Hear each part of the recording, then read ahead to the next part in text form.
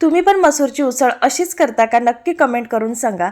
तर रात्रभर मसूर भिजवून घेतलेला आहे। त्यानंतर कढईमध्ये तेल घातलंय, जिरं घातलंय, कांदा घातलाय, मस्त असं परतून घेतलाय। त्यानंतर एक पिकलेला टोमॅटो घातलाय, तोही परतून घेतलाय, लसूण टाकलाय आणि तोही छान असा परतून घ्यायचा आहे। त्यानंतर 2 लाल मिरच्या घातलेल्या आहेत, तुम्ही हिरव्या घातल्यात तरी चालेल, त्याही परतून घेतल्यात।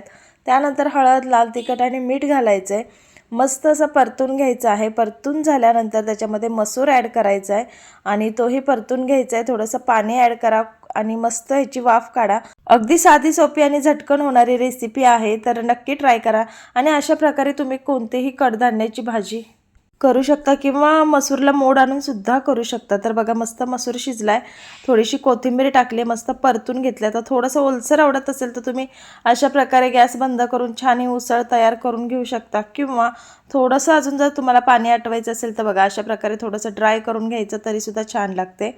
व्हिडिओ आवडला असेल तर लाईक करा, शेअर करा, चॅनलला सबस्क्राईब करा आणि इंस्टा असला तर फॉलो करा। थँक्यू।